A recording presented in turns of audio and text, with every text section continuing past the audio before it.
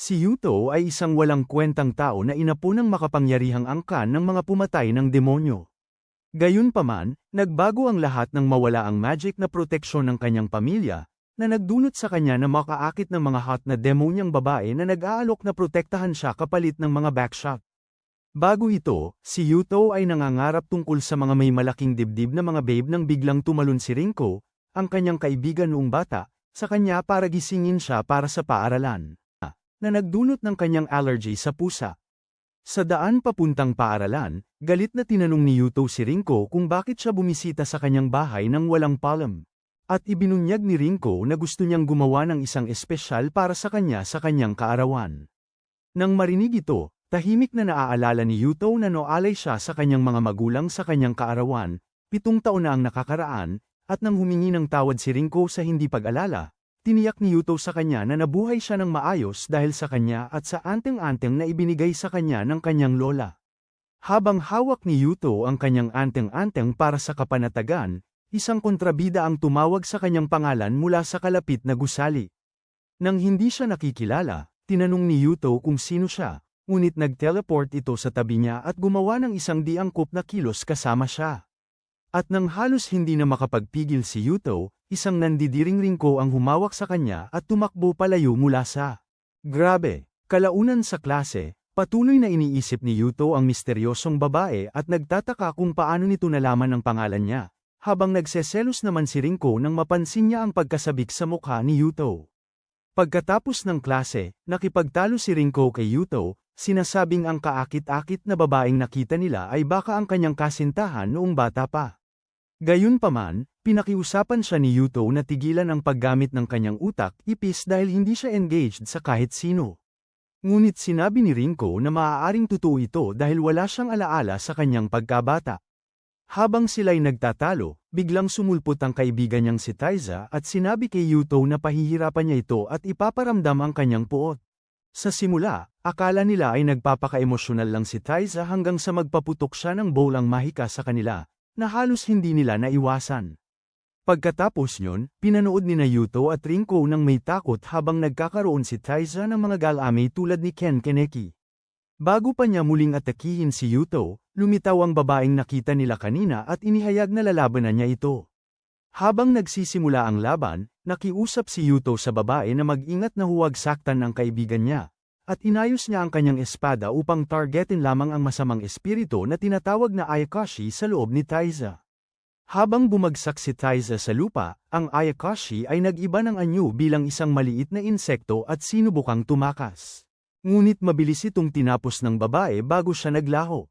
Nang gabing yun, pinag-iisipan ni Yuto ang nangyari kanina, nang biglang may pasang nakapuslit sa bintana niya at dumulas sa ilalim ng kumot niya, nagbagong anyo bilang ang babae kanina.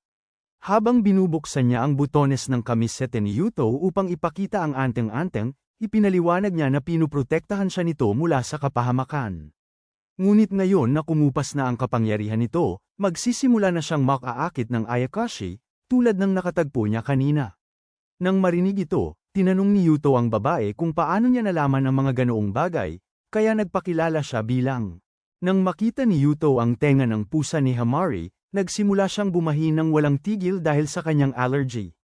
Nang buksan ni Rinko ang pinto upang tingnan si Yuto, nakita niya ito sa isang posisyong nakakagulat at nagsimulang sumigaw. Kinabukasan sa eskwelahan, ipinapakilala si Hamari bilang bagong transfer student, at matapos umupo sa tabi ni Yuto, sinabi niya rito na walang makakasama sa kanya habang siya ang nagbabantay, na ikinainis ni Rinko. Pagkatapos ng klase, inihayag ni Hamari na ang pamilya ni Yuto, ang Amakawa clan, ay isa sa 12 Demon Slayer houses na may tungkuling protektahan ng mundo ng tao mula sa mga Ayakashi, at dahil dito, may sama ng loob ang Ayakashi sa kanyang angkan. Habang iniisip ni Yuto kung kamag-anak niya si Tanjiro, inihayag ni Hamari na nagpa siya ang isa sa mga ninuno niya na iligtas ang isang demonyong pusa, at mula noon, sumumpa ang kanyang angkan na maglingkod sa pamilya Amakawa magpakailanman. Pagkatapos ay hinayla siya ni Hamari papalapit para yakapin, ngunit hinayla siya pabalik ni Rinko at sinabi kay Hamari na hindi nila siya kailangan, dahil sila lang ni Yuto ang noon pa man. Nang marinig ito, tinanong ni Hamari si Rinko kung kaya niyang protektahan si Yuto laban sa mga Ayakashi. Naalala ni Rinko kung gaano katakat ang harapin ng Ayakashi na sumapi kay Taiza. Ngunit sa kabila ng takot, sinabi niya kay Hamari na kaya niyang protektahan si Yuto, dahil ayaw niyang matalo dito. At ang kanyang malalaking dibdib. Kinabukasan, nagpasya silang ayusin ang mga bagay-bagay sa isang paligsahan sa palakasan, at dinamin na ni Hamari si Rinko sa bilis, lakas, at paggamit ng espada. Pagkatapos ng kanyang tagumpay, sinabi ni Hamari kay Rinko na hindi niya kayang protektahan si Yuto at tumalikod upang umalis, ngunit galit na tinawag ni Rinko siyang isang pangit na halimaw, ngunit pinagsisihan din niya agad ito. Nang maglaon, pinuntahan ni Yuto si Hamari upang kumustahin, ngunit tinanong siya nito kung nakakadiri ba para sa kanya ang dugo ng demonyo sa kanya, kaya sinabi ni Yuto na alam niyang nag-aalala siya para sa kanya, at hindi siya tatutol na magkaroon ng isang may kalaking dibdib na babae bilang kanyang tanod. Naantig sa kanyang mga salita, niyakap ni Hamari si Yuto, at habang sila ay nahulog, pakiramdam ni Yuto ay tila siya ay naramdaman ang ganitong pakiramdam dati. Kinabukasan, nagpasya si Rinko na mag-sorry kay Yuto sa kanyang masamang ugali, ngunit nang buksan niya ang pinto ng kwarto nito, nakita niya si Hamari na nakayakap kay Yuto, at muling nagalit. Sa ibang lugar, isang grupo ng masasamang Ayakasha ang nagising matapos malaman na hindi na protektado si Yuto ng kanyang anteng-anteng at balakin siyang tuluyan ng pinsalin. Kinabukasan sa eskwelahan, sinabi ni Taiza kay Yuto na dapat silang pumunta sa beach dahil gusto niyang makita ang pangangatawan ni Hamari habang nakabikini. Dahil dito, nabatukan si Taiza sa ulo ng class president, si Lincho, na nagsabi sa kanya na mas makapal ang utak niya kaysa sa giya ni Pokimane. Gayunpaman, kalaunan ay inamin niyang magandang paraan ito para salubungin si Hamari. Kaya pagkatapos ng klase, sinabi ni Hamari kay Yuto na samahan siya sa pamimili ng swimsuits, kaya nagtaka si Yuto kung bakit siya ang hinihinga nito. Pagkatapos ay sinabi ni Hamari na bilang kanyang master, tungkulin ni Yuto na bilhan siya ng bikini. Habang naiinis si Yuto, tumakbo si Hamari pauwi, iniiwan siyang mag-isa. Naisip ni Yuto na tawagan si Rinko, ngunit biglang umulan, kaya tumakbo siya upang samilong sa ilalim ng tulay. Bigla, may narinig siyang boses sa kanyang isip, sinasabing kalimutan niya ang lahat o mapapahamak siya. Nataranta, laminggalinga si Yuto, ngunit natagpuan niya ang sarili na nag-iisa. Kinabukasan, ikinwento ni Yuto kina Rinko at Hamari ang lahat ng nangyari, at sinabi ni Hamari sa kanya na tiyak na mundo iyon ng isang Ayakashi. Samantala, hiniling ni Rinko kay Hamari na iwan ang katana nito sa bahay, ngunit pinapaalalahanan siya nito na maaari silang atakihin ng Ayakashi anumang sandali. Pagkatapos nito, sinigurado niya kay Yuto na sa susunod, wawakasan niya ang Ayakashi na gumugulo sa kanya. Pagdating nila sa mall, tumingin si Hamari sa ilang mapanuksong bikini at malakas na tinanong si Yuto kung alin doon ang pinakamakakapagpainit sa kanya. Nahiya si Yuto dito, sumigaw siya sa kanya na huwag masyadong malakas, habang sinabi ni Hamari na gusto lang niyang pumunta siya para malaman ang tungkol sa kanyang kultura. Bigla, piniga ni Rinko ang mga stress balls ni Hamari at tinanong kung bakit mas malaki ang mga ito kaysa sa Pluto. Habang si Hamari ay nagsisimulang gumawa ng mga masayang tunog, sinampal ni Yuto si Rinko sa ulo para tigilan siya sa kalokohan. Mamaya, nagbihis si Hamari ng iba't ibang swimsuit at ipinakita ito kay Yuto, na nagpapahirap sa kanya. Sa parehong oras, isang misteryosong batang babae ang lihim na nanunood kay Yuto habang siya ay abala. Hamari. Pagkatapos mamili ni Hamari, hinintay niya si Yuto, ngunit pagkatapos ay nakita niya ang lahat ng mga babaeng mapang-akit na nakasuot ng maiikling palda.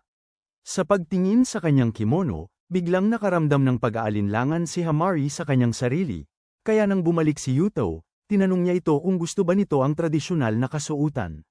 Nang mapansin ni Yuto ang lungkot sa mukha ni Hamari, ginabayan niya ito patungo sa isang tindahan na nagbebenta ng damit para sa mga babaeng mapang-akit at sinabi kay Hamari na kahit sa tingin niya ay napakaganda nito sa tradisyonal na kasuotan, maaari rin itong subukan ng iba't ibang damit. Nang makita ni Hamari na pumili si Yuto ng damit para sa kanya, si Hamari ay biglang nahiya at isinama si Yuto papasok sa fitting room kung saan niya ito hiniling na tulungan siyang magpalit ng damit. Nang lubusan ng mapagod si Yuto sa matinding aksyon, pinaghiwalay niya si Hamari at sinabing gawin na lang nito ng mag-isa.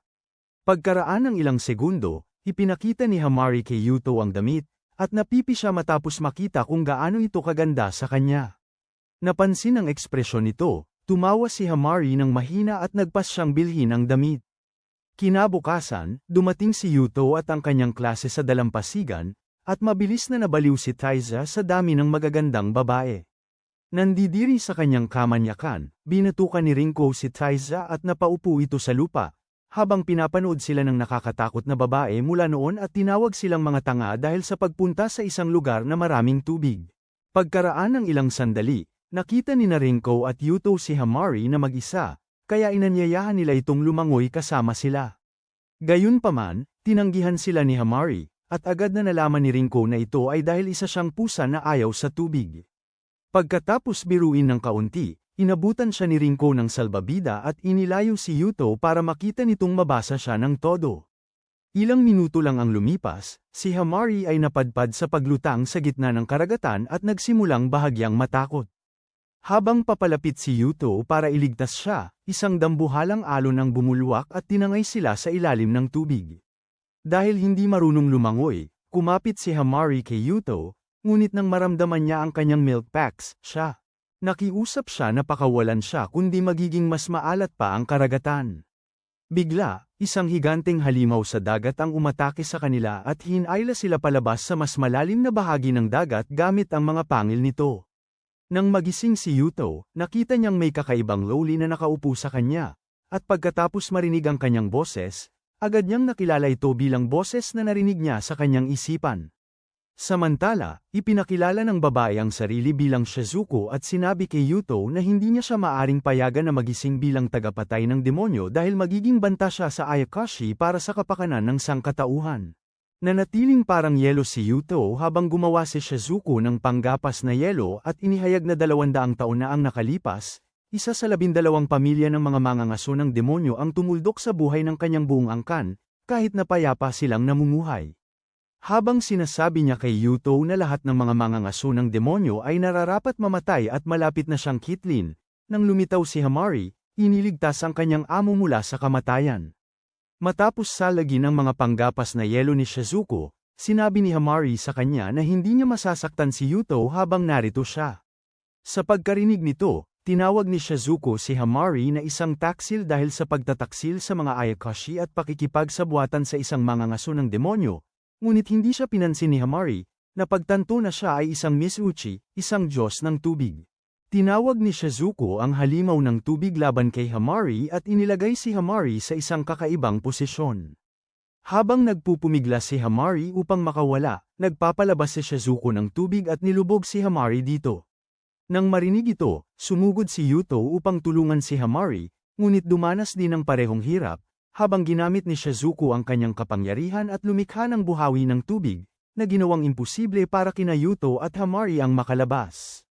Gayunpaman, pinilit ni Yuto ang kanyang katawan upang abutin si Hamari, at matapos magtagumpay, niyakap niya ito, na ikinagulat ni Shizuko. Pagkaraan ng ilang sandali, nawalan ng malay si Yuto dahil sa kakulangan ng oxygen, kaya napagtanto ni Hamari na siya. Kailangang gawin ang lahat para makalabas. Mabilis kumilos, dinampot niya ang karit na yelo ni Shizuko at sinugatan ang sarili, inihalo ang kanyang dugo sa tubig. Nawala ng kontrol si Shizuko sa buhawi ng tubig dahil hindi niya mapagheryan ang tubig na nahaluan ng dugo ng ibang Ayakashi. Samantala, nakawala sina Hamari at Yuto sa pagkakapiit sa tubig, at mabilis na nilagyan ni Hamari ng slime ang halimaw na tubig, na ikinagalit ni Shizuko. Habang inihahanda niya ang kanyang malaking atake, sinabi ni Hamari kay Yuto na tumakas, habang siya naman ang pumipigil kay Shizuko. Dahil dito, sinabi ni Yuto na hinding-hindi niya ito iiwan, na ikinagulat ni Hamari at Shizuko, na sa wakas ay napagtanto niya na hindi masama si Yuto.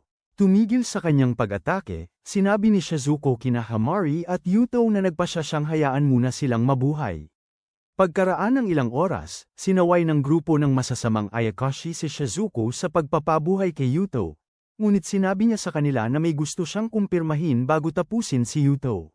Nang gabing yun, sinubukan ni Yuto na alisin ang pagod ng kanyang magulong araw, ngunit hindi niya maalis sa isip si Shizuko. Noon din, lumitaw siya mula sa tubig, at napansin ni Yuto na hinahawakan niya ang mga kagat ng lamok nito. Habang nagsisimula siyang magpanik, kalmadong sinipa siya ni Shizuko, na nag-alerto. Kapwa sina Hamari at Rinko. Habang nag-aalalang binubuksan ni Rinko ang pinto, natagpuan niya sina Shizuko at Yuto na magkasama sa paliguan. Sa sandaling magsimulang isipin ni Rinko na kailangan ng suriin ang hard drive ni Yuto, sinugod ni Hamari at tinamaan si Shizuko, tanging upang ito'y matuno at maging tubig at muling lumitaw sa tabi ni Yuto. Pagkatapos ay binalaan niya si Hamari na kung magkakamali ito ng isang galaw, babuhusan niya si Yuto ng slime dito mismo. Nang marinig ito, sinabi ng natatakot na si Yuto kay Shizuko na ayaw niyang makipag-away dito, ngunit sumagot ito sa pamamagitan ng pagtatanong kung ano ang balak niyang gawin upang ipakita rito na hindi niya hahabulin ang inosenteng Ayakashi. Sakto, sandaling nasal-ayan ni Yuto ang mga kakilakilabot na gawa ng lahat ng Demon Slayer, habang nagalit si Shizuko at iginiit na malaman kung susundin ba niya ang landas ng kanyang mga ninuno. Kaya sinabi ni Yuto sa kanya na gusto lang niyang ipagpatuloy ang pamumuhay kasama sina Rinko at Hamari bago siya mawala ng malay. Sa kanyang panaginip, nakita ni Yuto ang kanyang mga magulang, sinasabi sa kanya na mamumuhay sila ng normal mula ngayon at inilayo siya mula sa kanyang mga lolo't lola. Pagkagising niya, nakita ni Yuto sina Hamari at Rinko na nakaupo sa tabi niya. Pagkatapos ay napagtanto niyang nakasuot siya ng damit at nagtanong kung sino ang nagbihis sa kanya. Pero agad sinabi ng mga dalaga na hindi nila nakita ang anumang nakakahiya. Biglang lumitaw si Shizuko, isiniwalat na ang mga babae ay matagal na tinitigan ng kanyang ari bago nila siya bihisan. Dahil sa kahihiyan, napadaygan si Yuto kay Rinko at humawak sa kanyang dibdib para sa kapanatagan. Samantala, nagbalak si Hamari na saktan si Shizuko, ngunit sinabi ni Yuto na kumalma siya. Bamantong hininga si Shizuko at sinabing napakatanga nila para labanan siya. At iginiit ni Yuto na ayaw niya itong labanan.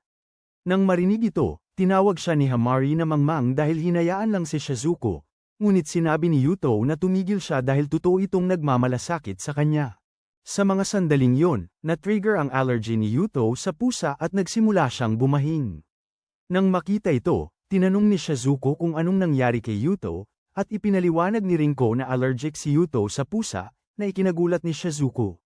Habang nagtataka siya kung bakit patuloy pa rin itong lumalapit kay Hamari kahit hindi na kaya ng katawan niya, sinabi ni Yuto sa kanya na ayaw niyang saktan ang mga Ayakasha, dahil lang ipinanganak siya sa isang pamilya ng mga mangangaso ng demonyo. Namangha sa kabaitan ni Yuto, sinabi ni Shizuko sa kanya na hindi niya ito maintindihan, kaya sinabi ni Rinko sa kanya na kung mas makikilala niya si Yuto, hindi niya ito gugustuhing saktan. Pagkatapos nyon, inihayag ni Shizuko na maninirahan siya kasama nila sa iisang bubong. Dahil gusto niyang maintindihan si Yuto. Sa kabila ng kanilang paunang gulat, pinayagan nilang manirahan si Shizuko sa kanila, at bilang pasasalamat, naghanda siya ng pagkain para sa kanilang lahat. Nang kumagad si Yuto, namangha siya sa galing ni Shizuko sa pagluluto, at nagtanong kung alagang isda ba siya ni Gordon Ramsay sa nakaraang buhay niya. Samantala, ininspeksyon ni Hamari ang pagkain, ngunit tiniyak ni Shizuko sa kanya na hindi niya sila tradorin. Bahagyang gama ng pakiramdam, kumagad si Hamari, at naisip sa sarili na sa loob ng 50 taon, tiyak na mas masarap na pagkain ang magagawa niya kaysa kay Shizuko. Pagkatapos, pupunta na sana siya para maglaba, ngunit sinabi sa kanya ni Shizuko na naasikaso na ito. Alaga, dahil naiinis, inihayag ni Hamari na siya ang maglilinis ng bahay, ng buong pagmamalaki namang sinabi ni Shizuko na ginawa rin niya yon. Matapos matalo kay Shizuko, hamalingging si Hamari sa inis, at lumabas upang mamili ng grocery. Samantala, nag-aalala si Rinko sa kanyang posisyon sa buhay ni Yuto, habang sinasabi nito kay Shizuko na sinuman ay gugustuhing maging asawa ang isang dishwasher na tulad niya. Sa mismong sandaling yon, yumandar ang water sprinkler ni Shizuko, at tinanong niya si Yuto kung nais nitong matanggap ang premium husband treatment mula sa kanya. Dahil sa pagkadismaya, sinabi ni Rinko kay Shizuko na doon na lang siya sa kung saan-saan, dahil ang gusto lang ni Yuto ay mga babaeng may sapat na gulang. Sakto pagbalik ni Hamari mula sa pamimili, tinukso siya ni Shizuko, sinasabing hindi na siya makapanatili sa buhay ni Yuto ng matagal, dahil gusto nito ng tahimik na buhay, samantalang ang alam lang niya ay ang makipaglaban. Dahil sa matinding pagkadismaya sa lahat, lumabas si Hamari para magpahangin at nagkataong nakita niya ang kanyang homeroom teacher na si Kirisagi, na isinama siya sa isang kalapit na kafe. Doon, nagkwento si Hamari tungkol sa pangarap niyang maging mas pambabae, kaya tinawag ni Kirisagi ang isang serbidora at hiniling dito na kupkupin si Hamari. Pagkatapos, ipinakilala ng serbidora ang sarili bilang Liz, ngunit sa sandaling naamoy ni Hamari ang amoy niya, agad siyang itinuturo na kakaiba ang amoy ni Liz, hindi amoy tao. Nakangisi dito, sumagot si Liz na amoy hindi tao rin siya para sa kanya. Kinabukasan, nagpasya sina Yuto, Shizuko, at Rinko na bisitahin si Hamari sa cafe, at nang makita ni Yuto si Hamari na nakasuot ng maid outfit, labis siyang nabighani at parang nabato sa kanyang kinatatayuan. Habang ipinapakita ni Hamari ang kanyang damit, masaya niyang ipinaliwanag na hindi niya kailangan itago ang kanyang tenga ng pusa at buntot, dahil walang sino man dito ang nakakakita nito na kakaiba. Nakita ang mga iyon, nagsimulang may kakaibang lumabas mula sa ilong at ibabang bahagi ng katawan ni Yuto, ngunit hindi ito pinansin ni Hamari at niyakap si Yuto, na inaanunsyo na siya ay palaging magiging personal niyang katulong. Pagkarinig niyon, nainggit ang ibang customer niya, at lumabas si Liz upang pag-alitan si Hamari dahil sa pagpapabor nito sa isang customer lang. Habang nagsorry si Yuto kay Liz para kay Hamari, naamoy nito ang kanyang amoy at labis siyang kinilig. Pagkatapos, hinain ni Liz kay Yuto ang tsaa, at agad siyang humanga sa lasa nito, ngunit binalaan siya ni Hamari na huwag magpakakampante, dahil inihayag ni Shizuko na si Liz ay isang ayakashi mula sa kanluran. Habang tinitingnan ni Yuto si Liz ng gulat, kinabahan ito at inisip na narito siya para balakin siyang gawan ng masama.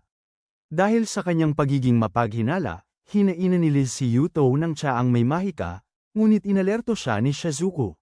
Bago pa niya mainom, nang malaman ni Hamari ang tungkol sa tsaa na nilagyan ng kung ano, agad niyang hinarap si Liz, na nagmakaawa sa kanya na huwag gumamit ng karahasan, dahil gusto lang niyang mamuhay ng payapa.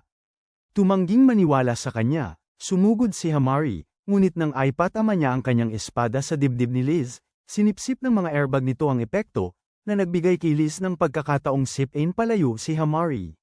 Sa sandaling yun, napagtanto ni Hamari na si Liz ay isang Tsukumogami, isang espiritu ng artifact na isinilang mula sa mga bagay na nabuhay ng mahigit 100 taon. Pagkatapos, napansin ng isang tasa sa kalapit na estante, kinuha ito ni Hamari at ibinato sa lupa. Nagmamadali si Liz para sagipin ito, ngunit nadulas ang tasa mula sa kanyang kamay at malapit nang mabasag ng biglang seluhin ito ni Yuto. Pagkatapos ay tinanong siya ni Liz kung bakit niya ito sinagip, at ipinaliwanag ni Yuto na nakita niyang mabuting tao siya na labis na nagmamalasakit sa kanyang mga customer. Dahil dito, napaluha si Liz at humingi ng paumanhin kay Yuto sa pag-aakalang narito siya upang sirain siya. Nang makita ito, nagpasya si Hamari na pagbigyan si Liz, habang iginigiit ni Shizuko na talagang mapagkakatiwalaan si Yuto. Kinabukasan, nagising si Yuto at nakita sina Shizuko, Rinko, at Hamari na nakasuot lahat ng maid uniform, kaya napagtanto niyang nabubuhay siya ng mas magandang buhay kaysa sa inyong mga gunner kailanman. Ilang araw makalipas, nagkaroon si Yuto ng panaginip mula sa kanyang nakaraan kung saan siya ay nag-iisa at napadpad kasama ang isang pusa. Matapos ang panaginip, nagising si Yuto at nakita ang kanyang kamay na nakahawak sa isa sa mga unan sa dibdib ni Hamari. Nagulantang, sinubukan ni Yuto na palihim na alisin ang kanyang kamay, ngunit nagising si Hamari at inasar siya dahil sa pagmamahal niya sa malalaking Bonden cans. Sumulpot si Shizuko pagkaraan, at nang makita sila ni Rinko na magkakasama sa kama, galit niyang tinanong si Yuto kung siya ba ay isang mangangaso ng demonyo o ang mangangaso ng kuting. Kalaunan sa kafe, pinagalitan ni Rinko sina Hamari at Shizuko dahil sa labis na paglapit kay Yuto, ngunit ipinaliwanag ni Hamari na bilang kanyang tanod ay kailangan niyang manatiling malapit dito at idinagdag ni Shizuko na siya ay nagmamasid lamang kay Yuto. Nang mainis si Rinko, inihayag ni Hamari na mas malapit siya kay Yuto noon, kaya nakuha niya ang atensyon nito. Bago pa man makapagtanong si Yuto kung ano ang ibig sabihin ni Hamari, lumitaw si Liz. Tinanong si Hamari kung labis ba siyang naging abala o mayroong hindi angkop na pagiging malapit kay Yuto noon, bago pa man sila ikasal. Nang tanungin ni Rinko si Liz kung bakit siya nagmamalasakit, inihayag ni Shizuko na malamang ay nahulog ang loob niya sa kabaitan ni Yuto. Namula si Liz sa narinig, habang si Rinko naman ay natambas sa pagkadismaya dahil may isa na naman siyang paranormal na karibal. Samantala, sumigaw si Yuto na tumigil sila sa pag-aaway tungkol sa kanyang pagkalalaki, na para bang isa itong napakaliit na bagay, dahil sukang-suka na siya sa lahat ng nag-aaway dahil sa kanya. Ang mga sinabi niya ay umukit sa isip ni Hamari, na kalaunan ay napag-isipan kung paano ang kanyang karisma ay napakalakas na hindi lamang ito nagprotekta sa kanya mula sa mga Ayakashi, kundi pati na rin nagpawi ng kanyang mga alaala noong bata pa siya. Bunga nito, pinapayagan ni Yuto ang lahat ng Ayakashi na ito sa kanyang grupo, sa halip na sundin ang kanyang tadhana bilang isang manlilipol ng demonyo. Matapos mapagpasyahan na kailangang mabawi ni Yuto ang kanyang mga alaala, sinabihan siya ni Hamari na mag-empake ng kanyang mga gamit, dahil pupunta sila sa kanyang nayon noong bata pa siya, ang Noihara. Kinabukasan, dumating si Yuto at ang kanyang mga malalapit na kasama sa kanyang bayan, kung saan nagtatalak si Hamari dahil sumama sina Rinko at Shizuko sa kanila. Kasunod nito, tinanong ni Yuto si Hamari kung bakit niya gustong sumama sa kanya dito, at ipinaliwanag niya na gusto niyang alalahanin nito ang nakaraan nila at kilalanin ang kanyang kapalaran bilang isang mangangaso ng demonyo. Ilang minuto ang nakalipas, dumating silang lahat sa bahay ng lolo't lola nito, kung saan nakita ni Yuto ang isang bahagi ng kanyang mga alaala sa maikling sandali. Maya-maya lang, isang babae ang tumakbo palapit kay Hamari at malugod siyang sinalubong. Pagkatapos nyon, ipinapakilala niya ang sarili bilang si Kaeya, isang batang espiritu na nag-aalaga sa mga residente ng Amakawa. Nang tangkain ni Yuto na batiin siya, madilim na sinabi ni Kaeya sa kanya na kung hindi dahil sa kanya, nanatili sana si Hamari sa kanya. Dahil dito, isang mahinang palo sa ulo ang natanggap ni Kaeya mula kay Hamari, habang sinasabihan niya itong umayos. Nang sandaling yun, hinimok ni Shizuko si Kaeya na ipakita sa kanya ang aklatan ng Amakawa para mas marami siyang matutunan tungkol sa mga tagapagpuksa ng demonyo. Samantala, nakatago sa ilalim ng mga halaman, dalawang Ayakash ang naghahanda upang hadlangan si Yuto bago pa man siya magising bilang isang tagapagpuksa ng demonyo. Pagbalik sa bahay, dinala ni Hamari si Yuto sa dambana ng kanyang mga lolo't lola, kung saan siya ay nag-alay ng kanyang mga panalangin at humingi ng paumanhin sa kanila dahil sa hindi niya pagdalo sa kanilang libing. Nang makita ito, sinabi ni Hamari sa kanyang mga lolo't lola na magpahinga sila ng payapa, nangangakong poprotektahan niya si Yuto hanggang sa maging handa ito. Pagkatapos nito, sinubukan ni Yuto na alalahanin ang kanyang nakaraan, ngunit dumating si Hamari at tiniyak sa kanya na huwag nang mag-alala pa sa anumang bagay. Gayunpaman, nagulantang si Yuto nang makita si Hamari na pinalalamig ang kanyang pinawisang damit panloob. Wow! Ang ganda! Wow! Ang ganda! Sinamantala ang pagkakataong ito, gumapang si Hamari patungo kay Yuto at sinabi sa kanya na kung hindi sapat ang kanyang mga salita para maalala niya, susubukan niya ang iba pa. Habang papalapit siya kay Yuto, ibinunyag niya na noong malapit pa sila noon, wala siyang allergic reaction. Bigla, nakita ni Yuto ang kanyang sarili na nanunood ng isang pangitain ng kanyang pagkabata na sumusunod sa isang pusa papasok sa kagubatan, at habang nakikita niya ang dalawa na naglalaro ng magkasama, napagtanto niya na hindi siya nag-iisa at palagi niyang ginugol ang kanyang oras kasama ang pasang iyon. Ang alaala ay lumipat naman sa kanyang mga lolo't lola, sinasabi sa kanya na ang pusa ay palaging nasa kanyang ang side ay si Hamari na magiging napakahalaga sa kanya sa hinaharap. Ilang sandali pagkatapos, ang pusa ay nagiging isang babae, at pinapanood ni Yuto ang kanyang mas batang sarili na humalik sa kanya. Sa kasalukuyan, nagiging pusa muli si Hamari, na nagpapaisip kay Yuto na si Hamari ay kasama niya simula pa noon. Pagkatapos ay nagiging tao muli siya at niyayakap si Yuto, ngunit ang tanging naiisip ni Yuto ay ang kanyang hubad na dibdib na nakakapit sa kanya. Bago makagawa si Hamari ng isang football team kasama si Yuto, lumitaw ang Ayakashi mula kanina at sinabing nandito siya para sa slime siya. Si Hamari ay natatawa at sinabing walang sino man ang makakasakit kay Yuto habang siya ay narito. Nang marinig ito, ipinakilala ng Ayakashi ang sarili bilang si Ajeha, ang demonyo ng hangin, at agad na inatake si Yuto, ngunit mabilis na sinalag ni Hamari ang mga kilos nito at iniligaw ang suntok.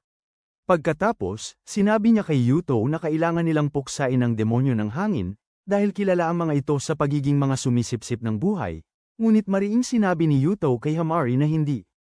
Sumusunod sa kanyang utos, sinabi ni Hamari kay Ajeha na iwanan ang kanyang masamang balak, dahil ayaw ni Yuto na labanan siya o sinumang iba pang Ayakashi.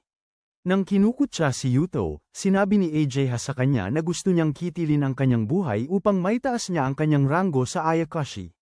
Agad, itinaas ni Hamari ang kanyang katana upang labanan si AJ at sinabihan si Yuto na lumayo.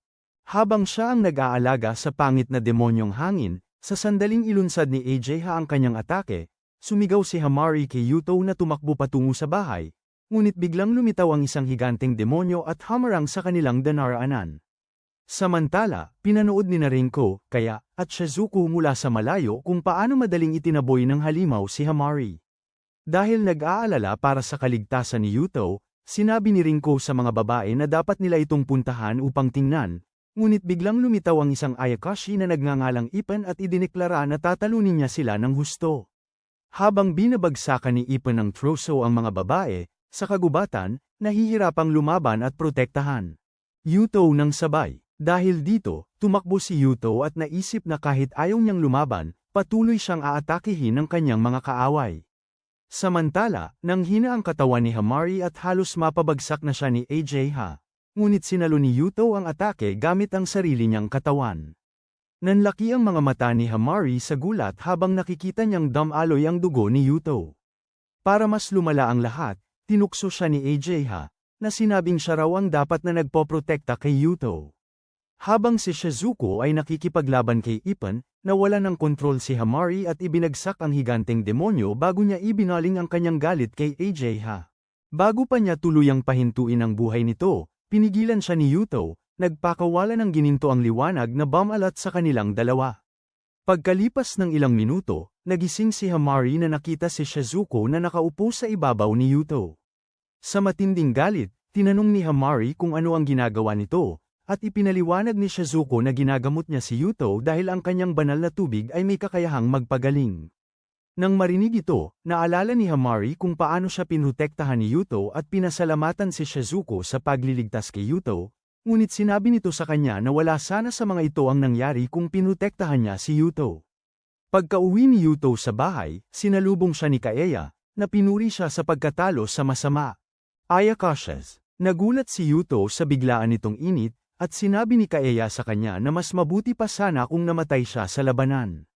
Pagkatapos ay tinanong ni Rinko kay Yuto kung ano ang nangyari sa labanan kay AJ at siniguro niya rito na maayos ang lahat, kaya tinanong nito kung bakit mukhang malungkot si Hamari.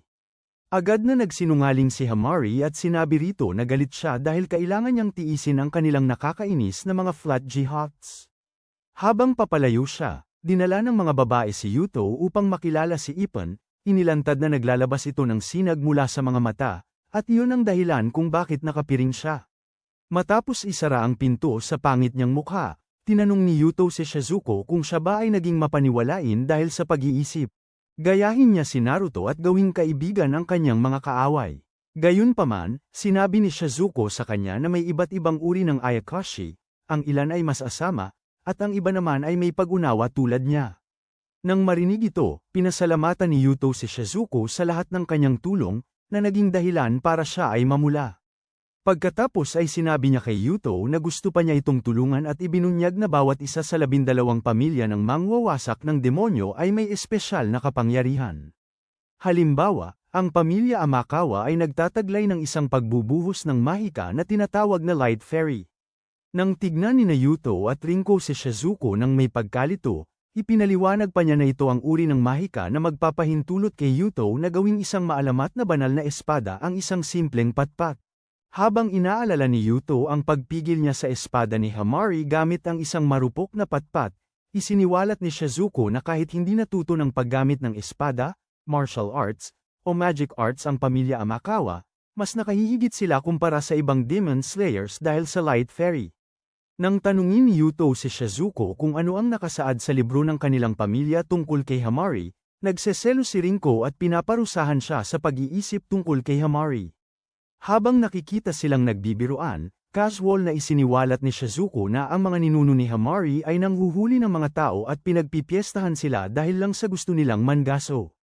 Kasunod nito, binalaan ni Shizuku si Yuto na kung patuloy na lalaban si Hamari, ang puso nito ay madumihan at kailangan niya itong pigilan para sa kapakanan ng sangkatauhan. Kasabay nito, iniisip ni Hamari kung ano ang nangyari sa kanya matapos niyang makita si Yuto na nasaktan. Hindi nagtagal pagkatapos noon, dumating si Yuto upang kumustahin siya, at humingi ng paumanhin si Hamari dahil hindi niya ito naprotektahan.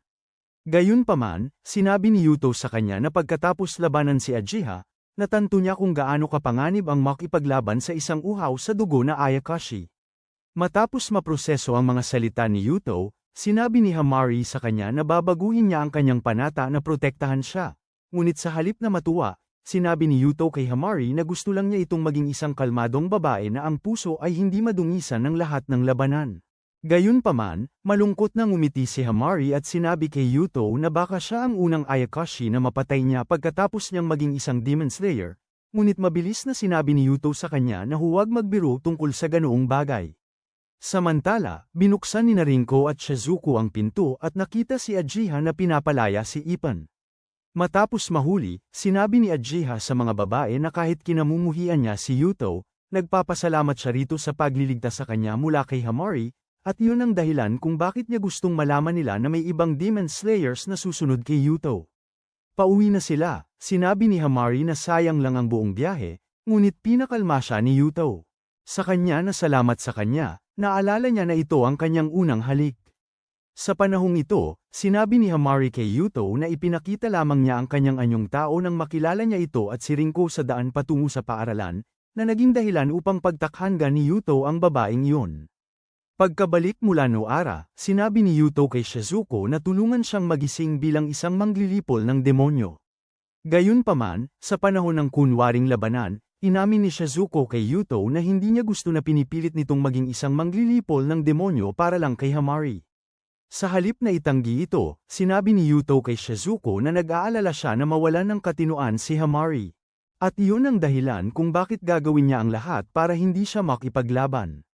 Sa kanyang sitwasyon, sinabi ni Shizuko kay Yuto na tinawagan na niya sina Liz at Rinko para sa tulong. Ipinaliwanag niya na para magising ang Light Fairy, kailangan niyang sanayin ang kanyang isipan sa pamamagitan ng pagpapabuti ng kanyang konsentrasyon at imahinasyon. Nang marinig ito, nagpasya si Liz na ang kanilang pagsasanay ay dapat nakatuon sa pag-distract kay Yuto para mapilit niyang mag-concentrate.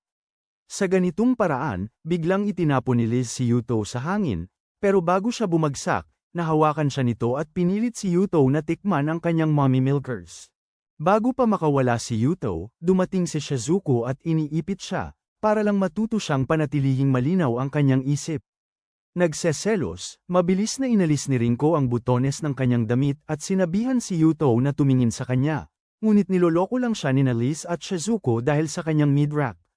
Sakto namang dumating si Hamari, at nang makita niya si Yuto na naligaw sa Snow Bunny Heaven, nagpakita siya ng kanyang matinding pananakot at dinisiplina siya.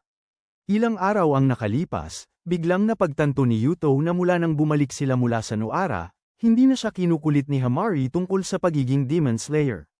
Pagkatapos ng klase, sinabihan ni Hamari si Yuto na dapat sabay silang umuwi. Sa daan, napagtanto ni Yuto na hindi na siya nag-aalala sa paghahanap sa batang babae na hinalikan niya noon, basta't makita niya ang magandang ngiti ni Hamari. Sa panahong yun, iniisip ni Hamari na hindi tiyak ang kanyang hinaharap kay Yuto dahil siya ay isang Ayakashi at siya ay isang Demon Slayer. Pero habang nagkakatitigan sila, napagtanto nilang walang ibang mahalaga basta't magkasama sila. Bigla, naging alerto si Hamari nang may lumitaw na goth mommy at nag-alala si Yuto para sa kanya dahil may dalang armas na nakalantad sa kanyang dibdib. Sa susunod na segundo, nagpapaputok ang batang babae ng spell ng mahika sa kanila, pero mabilis na pinrotektahan ni Hamari. Yuto, naiwan siyang nagulat. Nang tanungin niya si Hamari kung isa itong Ayakashi, inihayag ng babae na siya si Kuso, isang mangangaso ng demonyo mula sa angka ng Jinguji. Habang pinoproseso ni Yuto na may isa pang mangangaso ng demonyo bukod sa kanya, sinabi ni Kuso sa kanya na kapalaran nilang magkasamang mangaso ng mga Ayakashi. Sa sandaling yun, sa wakas ay naunawaan ni Hamari kung ano ang maaaring naramdaman ni Rinko nang sumulpot ito at agawin si Yuto mula sa kanya. Samantala, sinabi ni Kuso kay Yuto na sumama sa kanya, ngunit nang mag-alinlangan ito, malamig niyang tinanong kung gaano katagal ito aasa sa isang kasuklam-suklam na Ayakashi tulad ni Hamari. Ngunit hindi sumuko si Yuto at ipinagpilitan na mahalaga rin ang buhay ng mga Ayakashi, ngunit binaliwala ito ni Kuso. Ang kanyang mga salita at sa halip ay tinanong kung naaalala niya ang huling pagkikita nila. Nagulat, inamin ni Yuto na hindi pa niya ito nakita noon. Kasunod nito, kumilos si Hamari para sumalakay, ngunit binalot ni Kuso ang kanyang sarili at si Yuto sa loob ng isang umiikot na ipo-ipo, ganap na isinasara si Hamari. Habang pinipilit si Yuto, inutusan siya ni Kuso na sumama sa kanya, dahil inayos na ng kanilang mga pamilya na magpakasal sila. Habang nagtataka si Yuto kung ano ang pinagsasasabi nito, hinawakan siya ni Kuso para halikan, na nagpamulat sa kanya na ang una niyang halik ay sa kanya. Sa pagkakataong yun, nailesutan ni Hamari ang ipo-ipo at sinugod si Kuso, na tinukso siya sa pamamagitan ng hinalikan si Yuto sa pangalawang pagkakataon. Nag-aapoy sa galit si Hamari habang sinasabi ni Kuso sa kanya na nagpalitan na siya ng laway kay Yuto ng 3 beses, pagkatapos, nilinggan niya ito at sinabi kay Yuto na aalis na siya sa ngayon, ngunit palagi siyang malugod na tinatanggap na bumisita sa kanya sa hotel. Bago umalis, binalaan ni Kuso si Yuto na kung hindi niya agad iiwan si Hamari, kung gayon ay darating ang isang mamamatay demonyo at magtatapos ang kanilang buhay. Sa ibang bahagi ng kagubatan, nagpulong ang mga Ayakashi tungkol sa pagdating ni Kuso, at lahat sila ay nag-aalala, dahil ang kanilang angkan ay nagtapos sa buhay ng maraming Ayakashi noon. Nang binanggit ng isa sa kanila si Yuto, agad na tiniyak ni Shizuko sa lahat na kahit pa magising si Yuto. Bilang isang Demon Slayer, hindi niya sila aatakihin. Pagka-uwi, lalong nainis si Hamari sa paghalik ni Kuso kay Yuto sa harap niya. Suot ang kanyang mga damit, hinalikan niya ang kanyang refleksyon habang nagkukunwaring labi ito ni Yuto. Gayunpaman, dahil hindi ito ang totoong bagay, nadismaya si Hamari.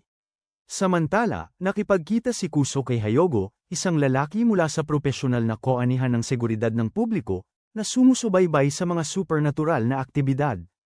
Habang sinasabi ni Hyogo kay Kuso na may suporta siya ng gobyerno, pinasalamatan siya ni Kuso at bumaba sa kotse, nang binalaan siya ni Hyogo na huwag masyadong pumukaw ng atensyon. Pagkaalis niya, nakatanggap si Kuso ng tawag mula sa kanyang ina, at siniguro niya rito na makukuha niya ang kapangyarihan ng Amakawa anuman ang mangyari, lubos na walang kamalay-malay na may sumusunod sa kanyang Ayakashi. Sakto nang kumilos ang Ayakashi, gumamit si Kuso ng spell para neutralisahin ito, habang kausap pa rin ang kanyang ina. Pagkatapos nito, nag-teleport siya sa rooftop kung saan naghihintay si Shizuko sa kanyang Ayakashi na kapartner at tinawag siyang kakila-kilabot dahil sa pagpapanggap bilang isang cute na loli, samantalang sa totoo lang, siya ay isang pangit na demonyo. Matapos marinig yun, umamin si Shizuko na nahihiya siya sa pagtatangka na saktan ng husto ang isang mabuting tao tulad ni Yuto, samantalang dapat ay lumaban siya sa mga taong tulad niya at ng mga Jaibashiri. Humalakhak si Kuso at sinabi kay Shizuko na huwag siyang isama sa grupo ng mga marahas na barbaro, ngunit hindi umatras si Shizuko. Sa halip, tinawag niya si Kuso na isang may pangit na kalooban na sinusubukang makipagsiping kay Yuto bago mag-anyong Ayakashi. Nang makita yon, ginamit ni Kuso ang isang mataas na antas ng salamangka ng apoy habang ipinatawag naman ni Shizuko ang kanyang salamangka ng tubig upang labanan ang apoy. Sa pagsisimula ng labanan, maraming beses na sumalakay si Kuso kay Shizuko at inakala niyang nanalo na siya sa laban, pinapanood ang apoy na balutin si Shizuko. Ngunit sa sumunod na segundo, muling lumitaw si Shizuko sa harap niya at sinabi ni Kuso sa kanya na nadismaya sana siya kung mabilis siyang namatay. Habang may matinding labanan, nagpapantasya si Hamari sa sarili, nangangarap tungkol sa mga labi ni Yuto. Bumalik sa rooftop, gumamit si Kuso ng isang high-grade na spell para ipadiin si Shizuko sa dingding at tanungin siya kung natuto na ba siya sa kanyang leksyon. Sa kanyang pagkadismaya, tinawag ni Shizuko si Kuso na isang bigo at sinabing mas mahina ito kay Zenitsu kapag gising. Nagdilim ang paningin ni Kuso pagkatapos ng insultong yun at binuhusan ng naglalagablab na atake si Shizuko, na nahihirapang makasabay sa galit ni Kuso. Nang sumabog ang gusali, napagtanto ni Shizuko na kailangan niyang makalabas at ginamit ang isang manhole bilang isang daanan para makatakas. Makalipas ang ilang minuto, nakita ni Yuto sa balita ang isang gusaling nasunog ng buo at agad niyang naalala na sinabi ni Kuso sa kanya na malapit lang siya sa lugar na iyon nakatira. Samantala, sinabi ni Hyogo kay Kuso na itatago ng kanyang departamento ang insidente sa pamamagitan ng pagtawag dito na isang pagsabog ng gas, na ikinasinhol niya. Ikinainis ni Hyogo ang kanyang reaksyon, na nagsabi sa kanya na nasa ganitong sitwasyon sila dahil sa kanya. Gayunpaman, pinaalalahanan siya ni Kuso na dahil sa kanya, magkakaroon ng mas kaunting Ayakashi, kaya sinabi ni Hyogo sa kanya na hanggat ginagawa niya ang kanyang trabaho bilang isang tagasugpo ng demonyo, patuloy nila siyang susuportahan. Pagkatapos ng usapan nila ni Hyogo, naalala ni Kuso na tinawag siyang mahina ni Shizuko at naisip tungkol sa kung paano nilibak ang angka ng Jinguji ng ibang pamilya dahil sa pagiging mga payaso na gumagamit ng masasamang pamamaraan. Dahil dito, palaging nakakaramdam si Kuso ng panggigipit na gawin ang kanyang pinakamahusay, upang maipakita niya sa mga Ayakashi at iba pang mga ngaso ng demonyo na ang kanyang angkan ay hindi dapat maliitin. Sa bahay ni Yuto, nahihirapan si Hamari matulog at nagpasya siyang gumawa ng sariling paraan, kaya agad siyang lumapit kay Yuto at sinabi sa kanya na makipaghalikan sa kanya. Nagulat, nasamid si Yuto sa kanyang kape habang umupo si Hamari sa kanyang kondongan, na agad na nagparamdam ng kakaibang init sa kanya. Nang subukan ni Yuto na magalang natanggihan si Hamari, tinanong siya ni Hamari kung ayaw niya siyang halikan at nahirapang sumagot si Yuto. Nang makita ang pagdadalawang isip nito, inamin ni Hamari na nakakahiya ang ginagawa niya. Ngunit kung hindi niya ito hahalikan tulad ng ginawa ni Kuso, mababaliw siya. Gayunpaman, kahit pagkatapos ng lahat ng ito, hindi gumalaw si Yuto at naisip ni Hamari na ito ay dahil ayaw nitong humalik ng isang Ayakashi. Ngunit nang aalis na sana siya, hinawakan ni Yuto ang kamay niya. Habang lumalapit si Yuto upang halikan ng pisngi niya, tumunog ang doorbell at sa pagpapanik, napatingin si Hamari sa kanya, na naging dahilan upang halikan ni Yuto ang labi niya. Nang mapagtanto ang ginawa, natarante si Yuto habang sumambulat ang fountain ni Hamari. Samantala, pumasok si Rinko at agad na niyakap ni Hamari, na nasa masayang kalooban, habang umiiyak si Yuto sa kung paano niya biglang hinalikan si Hamari. Sa kabilang banda, naaalala ni Kuso ang pinakaunang pagtatagpo nila ni Yuto nang sabihin sa kanila ang tungkol sa kanilang magiging kasal. Noong panahong yun, hindi maiwasang makaramdam si Kuso ng pagkasuklam kay Yuto, dahil payat ito na parang isang twink at walang dating, ngunit sa kabila ng lahat ng kakulangan nito, alam niyang may mabait itong puso at malaking ari. Sa bahay ni Yuto, naghanap si Shizuko sa Google para makakuha ng higit pang impormasyon tungkol kay Kuso. Habang sinasabi ni Rinko kay Yuto na hindi niya inaasahan na makakita ng isang Ayakashi na gumagamit ng teknolohiya. Pagkatapos nito, ipinakita ni Shizuko kay Rinko ang isang larawan ng kanilang pinakabagong karibal at agad niyang sinabi na si Kuso ay mukhang isang mangkukulam na dapat sana ay pinarusahan ng matindi. Bilang tugon, ibinunyag ni Shizuko na ang angka ng Jinguji ay mga tagapaglipol ng demonyo na nakakuha ng kanilang kapangyarihan mula sa pag-aaral ng Western magic. Nang marinig ito, nag-alala si Liz at itinulak si Yuto palapit sa kanyang dibdib, na nagmamakaawa rito na protektahan siya. Nang makita ito, galit na sinabi ni Rinko at Shizuko kay Liz na bilang isang espiritu ng tasa, dapat siyang mauho sa isang mug, hindi si Yuto. Matapos kumalma, tinanong ni Rinko at ng mga babae si Yuto kung paano siya konektado kay Kyuso at kinakabahan niyang ibinunyag na siya pala ang kanyang mapapangasawa. Habang binubugbog ni Rinko si Yuto, ipinaliwanag niya na ang engagement ay nangyari nang walang pahintulot niya, dahilan para sabihin ni Shizuko na dapat niyang kalimutan ang engagement.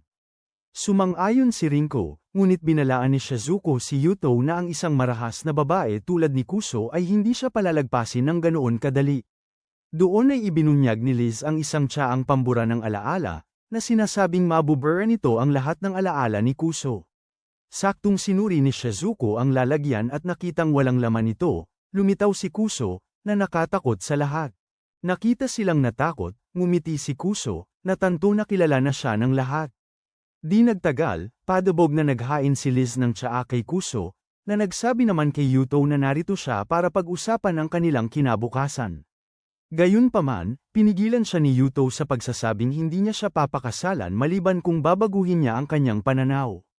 Alam niyang ang tinutukoy ni Yuto ay ang pagkamuhi niya sa mga Ayakashi. Sinabi ni Kuso sa kanya na ang mga Demon Slayer ay pinili ng tadhana upang tugisin ang mga Ayakashi na sumasalot sa mundo ng tao. Narinig ito, biglang sumabat si Rinko at tinawag na mayabang si Kuso dahil sa pagmamaliit niya sa mga Ayakashi. Dahil dito, humalakhak si Kuso at ipinagwalang bahala si Rinko bilang isang hamak na karaniwang tao dahil sa pagiging wala ng iba pa, kaysa sa isang ordinaryong tao. Pagkatapos nyon, niyakap niya si Yuto at sinabi na ito lamang ang makakaintindi sa kanya. Ngunit dumating si Hamari at sinabi kay Kuso na hindi niya hahayaang gawin kanya si Yuto. Tinawag naman ni Kuso si Hamari na selosa, sinasabing hindi tulad niya, sila ni Yuto ang itinakda. Kaya, para patahimikin siya, sinabi ni Hamari kay Kuso na habang ipinilit niya ang sarili kay Yuto, kusang hinalikan naman siya nito. Nagpanik si Kuso sandali at sinubukang gawan ng paraan sa pagsasabing hindi yun mahalaga dahil may pinagsamahan silang pangako ni Yuto, ngunit tiningnan siya nito ng naguguluhan, dahilan upang matanto ni Kuso na wala siyang matandaan. Bago umalis, sinabi ni Kuso kay Yuto na matandaan man niya o hindi, sila ay nakaugnay sa isa't isa. Kalaunan, tinawagan ni Kuso ang kanyang ina, siniguro rito na mapapanalunan niya ang puso ni Yuto upang matupad ang kanilang pangarap na pagsamahin ang liwanag na diwata ng Amakawa at ang maitim na mahika ng Jinguji. Kinabukasan sa paaralan, patuloy na napupunta ang isip ni Yuto kay Kuso habang iniisip niya kung bakit ito ganoon kapilit sa kanya. Nang sandaling yun, isang bola ang tumaama sa kanyang mukha at siya ay nawala ng malay. Pagkagising niya, natagpuan niya ang sarili na nakapahinga sa maputi at makinis na hita ni Hamari. Agad niyang alam kung ano ang mali sa kanya at tinanong kung iniisip niya si Kuso. Nang kumpirmahin ni Yuto, umamin si Hamari na hindi niya ito mapipigilan sa pagpapakasal kay Kuso dahil ang trabaho niya ay bantayan lamang siya. Sinabi naman ni Yuto sa kanya na hindi niya mapapakasalan si Kuso maliban kung magbago ang isip nito tungkol sa pag-aalis sa lahat ng Ayakashi. Dito, sinabi ni Hamari na hindi ito mangyayari dahil nakatatak na ang kanyang mga pananaw at nahihirapan si Yuto na intindihin kung bakit siya ipinagkasundo ng kanyang lolo kay Kuso. Ibinunyag naman ni Hamari na kung mapapakasalan niya si Kuso, magkakaroon ng dalawang angka ng isang malakas na tagapagmana na kayang gumamit ng liwanag ng engkanto at itim na salamangka. Nang marinig ito, naiisip ni Yuto na magkaanak sila ni Kuso, at galit siyang sinabihan ni Hamari na mahina siya pagdating sa mga babae. Pagkatapos nito, sinabihan niya si Yuto na umuwi nang wala siya, dahil gusto niyang makaisip ng panlaban para pigilan si Kuso. Kalaunan, dumating si Shizuko para sunduin si Yuto na nagpas siyang sabihin kay Kuso na ayaw na niya itong makita. Samantala, hinamon ni Hamari si Kuso at sinabi sa kanya na huwag nang magpigil, ngunit bago yun, tinanong niya si Kuso kung tunay ba nitong mahal si Yuto. Nagulat sa tanong ni Hamari, tinanong ni Kuso kung bakit niya gustong malaman, na nagdulot sa kanya na ibunyag na sila na palagi ni Yuto. Bilang tugon, ipinaalala ni Kuso kay Hamari na hindi kayang tiisin ni Yuto ang tunay niyang anyo, na nagpamulat kay Hamari na siya pala ang nagpa-allergy kay Yuto sa mga pusa. Sa halip na itanggi, naghanda si Kuso upang lupigin si Hamari, na naaalala na kahit noon pa man, pinag-aawayan na nila si Yuto. Nang magsimula ang laban, nasaksihan ni Hamari ang puot na mahika ni Kuso at sinabi rito na halata ang kasiyahan nito matapos lubusang magapi ang isang Ayakashi. Kinumpirma ito, ibinunyag ni Kuso na sa mahabang panahon, ang kanyang angkan ay nilalay ng iba. Angkan, kaya ginawa niya ang lahat para maging isang kinatatakutang maninila ng demonyo na hindi nakatali sa anumang patakaran. Pagkarinig ng lahat ng ito, hindi mapigilan ni Hamari na kawan si Kuso dahil sa pagiging napakalamig ng puso, at ibinunyag na sa tuwing tinitingnan niya si Yuto, nais niyang ipanganak bilang tao para maging kasing kabaitan niya. Gayunpaman, nagalit si Kuso sa awa ni Hamari at nagpakawala ng maraming magic spell kay samantala, nilapitan ni Hamari si Kuso nang humugat siya ng baril at naging isang mamamayang Amerikano. Nang isa sa mga bala ang tumama kay Hamari, bigla siyang nahilo, habang inihayag ni Kuso na nilagyan niya ng kanyang madilim na mahika ang mga bala. Pagkaraan ng ilang segundo, nagbagong anyo si Hamari bilang isang Ayakashi na uhaw sa dugo at gusto lang patayin si Kuso. Nang makita ito, lalo pang tinukso ni Kuso si Hamari, sinasabi sa kanya na isa siyang ganid na halimaw na hindi karapat-dapat manatili sa tabi ni Yuto. Nang si Hamari ay akmang sesilakay kay Kuso, naaalala niya ang sinabi ni Yuto na huwag kailanman magpadaig sa galit. Pinigilan niya ang kanyang sarili at pinilit ang kanyang katawan na lumayo kay Kuso, na ikinagulat ng Demon Slayer. Samantala, naghihintay si Yuto kay Hamari para sa hapunan, at nang hindi siya dumating, tinanong si Shizuko kung alam niya kung nasaan siya. Nang malaman ni Yuto ang lahat, nakarinig sila ng malakas na kalabog mula sa silid ni Hamari, at pagkatapos sumugod sa loob, natagpuan nila si Hamari na nakahandusay ng walang malay at nasasaktan. Matapos mailagay ng ligtas si Hamari sa loob, Tiningnan siya ni Yuto at napagtanto na pagkakamali niyang naging kampante siya kay Kuso gayong dapat ay hinarap niya ito mismo. Habang naiinis siya sa pagtanggap ng mga saloobin mula sa kanyang mga kasamahan, nagtataka si Rinko kung dapat ba niyang puntahan si Yuto. Sa kabila ng kanyang pag-aalala, nag-aatubili si Rinko na lumapit kay Yuto, naaalala kung paano sina Hamari at Kuso. Sinabihan siya na mahina siya at hindi kayang protektahan si Yuto. Pagkatapos ay pinaalalahanan niya ang sarili na balang araw, mapapagod si Yuto sa kanyang supernatural na buhay at pipiliin siya. Kasabay nito, sinusubukan ni Shizuko na makaisip ng plano upang mapahinto si Kuso. Ngunit nagtataka siya kung ipapahalaga ba ni Yuto ang kanyang kaligtasan tulad ng pagpapahalaga niya kay Hamari. Pabalik sa hotel, pinagalitan ni Hyogo si Kuso dahil sa pagpapaputok ng 18 bala. Ipinapaliwanag na magiging problema kung may isang mamamayan ang makakita sa mga basyo ng kanyang mga mahiwagang bala. Sinabi ni Kuso sa kanya na trabaho niya ang maglinis ng kalat niya, ngunit binalaan siya ni Hyogo na huwag gumawa ng anumang kapusukan dahil kinakatawan niya ang mga Jinguji. Sa bahay ni Yuto, nanaginip ng masama si Hamari kung saan nagmamakaawa siya kay Yuto na huwag lumapit, naniniwala siyang isa siyang nakakadiri na halimaw. Nang magising siya, nakita niya si Yuto na natutulog sa tabi niya, at nang magising ito, tinanong niya kung ayos lang ba siya. Sumagot si Hamari na siya ang pinakamasama dahil hindi lang siya natalo, nawala rin niya ang pinagkakatiwalaang niyang espada, ang Yesetsuna.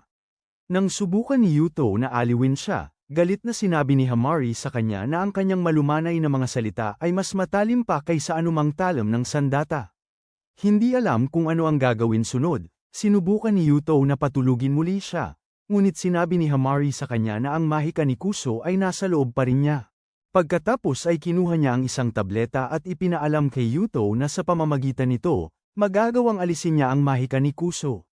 Bago nunukin ang tableta, binalaan ni Hamari si Yuto na magiging mapusok siya at mawawala ng katinoan pagkatapos itong inumin. Naalala ni Yuto ang huling beses na nagwala si Hamari, ngunit sa kabila ng takot, sinabi niya kay Hamari na mananatili siya sa tabi nito. Nang lunukin ni Hamari ang tableta, bigla siyang naging isang napaka-aktibong kuting, na ikinagulat ni Yuto habang nahihirapan siyang pigilan itong kalmutin ang kanyang mukha. Kinabukasan, nagising si Yuto na si Hamari ay nasa normal na estado at humingi ito ng tawad sa pagiging sanhinang. Siya nang labis na abala. Naantig sa kanyang mga salita, sinabi naman ni Yuto sa kanya na kung nagsisisi siya, hindi siya dapat pumunta at lumaban sa mga goth mami na malaki ang dibdib nang wala siya. Nangako si Hamari kay Yuto na hindi siya magiging walang ingat at pagkatapos ay sinabi sa kanya na ipikit ang kanyang mga mata. Pagkatapos noon, hinalikan niya ito at sinabing iyon ang kanyang gantimpala sa pag-aalaga sa kanya. Habang nagugulat si Yuto, nangako si Hamari na hindi na siya matatalo kanino man muli. Sa huling bahagi ng araw na iyon, dumating si Yuto sa hotel kung saan nananatili si Kuso, nagpas siyang harapin siya. Samantala, sinalubong si Hamari ng isang kontrabida na may puting buhok na nagpakita sa kanya ng isang dokumento ng lahat ng mga espada sa Amakawa Vault. Habang binabasa ang kanilang mga pangalan, sinabi ni Hamari sa kanya na ang mga ito ay parang hindi astig at tinanong siya ng babae kung gusto niyang subukan ang mga iyon. Nagulat, tinanong ni Hamari kung dala niya ang napakaraming espada at inihayag ng babae na isa siyang Ayakashi na nagdadala ng mga bagay sa kanyang tiyan. Isang minuto pagkaraan, nilabas ng babae ang maraming espada sa harap ni Hamari at Shizuko. Samantala, pumasok si Yuto sa lobby kung saan palihim na ikinabit ni Hyogo ang isang spying device sa kanya. Pagkatapos ay tumungo siya sa penthouse at masiglang binati siya ni Kuso. Inihayag na siya ay halos mabaliw na mula nang sabihin nitong darating siya. Nang marinig ito, kinakabahang umupo si Yuto at biglang inutusan siya ni Kuso na ibigay ang kanyang telepono. Nang ibigay ito ni Yuto nang may pag-aatubili, agad sinira ni Kuso ang kagamitan sa pakikinig na nasa kanya at inilagay ang numero niya bilang kasintahan sa telepono nito. Pagkatapos nyon, tinanong ni Kuso si Yuto kung nagpasya na siyang sumama sa kanya. Ngunit tinanong naman niya ito kung akala ba talaga nito ay hindi siya magagalit pagkatapos ng ginawa niya kay Hamari. Sa pagtatanggol sa sarili, sinabi ni Kuso kay Yuto na si Hamari ang nagsimula ng away, ngunit sinabi naman ito sa kanya na wala siyang pakialam. Ipinaliwanag niya pagkatapos na walang problema si Hamari sa pagpapakasal niya sa angkan ng Jinguji at ito ang tutol sa kanyang harem ng masasamang Ayakashi. Sa sandaling tawagin ni Yuto siyang kaaway, nanigas si Kwaso nang mapagtanto niyang lubos siyang nagkamali sa pag-aakalang maiintindihan siya ni Yuto. Sa patuloy na pagtawag ni Yuto sa kanya na isang sakim na kaisipan na gusto lamang ang kanyang light fairy, tuluyang nawala ng pagtitimpi si Kwaso at sinugod siya dala ang isang kutsilyo. Nang akmang saktan niya ito gamit ang kutsilyo, biglang yumandar ang kanyang light fairy at itinulak siya pabalik. Kasabay nito, naalala ni Yuto ang isang alaala mula sa kanyang pagkabata kung saan sinabi niya kay Kwaso na gusto niyang maging isang Demon Slayer para tulungan ito. Noon, nag-aalangan si Kwaso dahil sanay siyang mag-isa, ngunit kinumbinsi ni Yuto niya at sinabi sa kanya na bantayan ang kanyang likod habang nakikipaglaban kapag nagpapalabas siya ng mga spell. Pagkatapos ay nangako siyang poprotektahan siya, na labis na ikinatuwa ni munting Kwaso. Pagbalik sa kasalukuyan, nakita ni Yuto si Kwaso na nahuhulog mula sa balkonahe pagkatapos ng pagtama ng light fairy. Sinubukan niyang hawakan siya, ngunit hindi nagtagpo ang kanilang mga kamay at habang nahuhulog siya, umiyak si Yuto, na pagtanto na kumakapit pala siya sa pangako nito sa lahat ng panahong iyon. Bigla na lang, lumitaw si Kwaso sa likod ni Yuto at sinabi sa kanya na sa kanyang mga pinakamahinang sandali, naalala niya ang pangako nito at nakahanap ng lakas. Gayunpaman, nang makita niya ito at nakita siyang pinupuksa ang mga Ayakash na dapat ay kanilang mangaso, nalungkot siya ng husto. Tahimik siyang pinakikinggan ni Yuto habang sinasabi ni Kwaso na tinangka niya itong saktan dahil gusto niyang gamitin ang light fairy nito para ma-trigger ang mga alaala niya. Nagulat dito, sinabi ni Yuto kay Kwaso na akala niya ay babalutan siya nito ng uhog. Bilang tugon, sinabi ni Kwaso kay Yuto na patatawarin niya ito dahil umiyak ito para sa kanya at ipagpapaliban din niya ang plano niyang paalisin sina Hamari at Shizuko. Nang pasalamatan siya ni Yuto, binalaan siya ni Kwaso na huwag siyang maliin dahil ipinagpapaliban lang niya ang plano niya para makita nitong mas mabuti siya kaysa sa mga babaeng parang demonyo nito. Pagkatapos niyon, sinubukan ni Kwaso na bumuo ng plano kasama si Yuto, ngunit pumasok si Hamari sa silid at tinanong si Kwaso kung bakit niya idinidikit ang dibdib niya sa mukha ni Yuto. Habang nahihiya si Kwaso, iginiit ni Hamari na hindi niya ito kailanman matatalo dahil magkatabi silang natutulog ni Yuto. Pagkatapos nito, nagsimulang mag-away ang dalawang babae habang sinisikap ni Yuto na pigilan silang magkasakitan. Samantala, isang misteryosong figura ang marahas na pinaslang ang isang grupo ng mga Ayakash. Kinabukasan, sinabi ni Kirisagi sa kanyang klase na magkakaroon sila ng araw ng pagguhit sa labas at pinapayagan silang gumuhit ng kahit ano. Noon din, sinabi ni Taiza kay Hamari na mag-post para sa kanya para mayroon siyang paglibangan mamaya, ngunit tumanggi siya at sinabi kay Yuto na para lang dito siya magpo-post. Pagkatapos nito, kinunan ni Hamari ng litrato ang mga bulaklak, na muling ikinagulat ni Rinko, na umamin na hindi pa rin siya masanay sa paggamit ng teknolohiya ng mga Ayakash. Nang marinig ito, isinisiwalat ni Hamari na mahilig siyang kumuha ng litrato dahil maaari niya itong tingnan palagi upang maalala ang magagandang sandali ng kanyang buhay. Habang pinupuri siya ni Yuto sa pagiging sensitibo, nagsimulang mag-ayos si Hamari para sa pagguhit at sinabi kay Yuto na maaari niya siyang iguhit tulad ng pagguhit ni Jack kay Rose sa Titanic. Habang nangunguna si Rinko, natuklasan din niya ang kanyang sarili, ngunit nagsawa si Yuto at sinundan ang isang paru-paro sa kagubatan. Pagkatapos, bigla na lang, narinig ni Hamari at Rinko ang sigaw ni Yuto, habang lumitaw si Shizuko mula sa fountain na mukhang multo mula sa The Ring.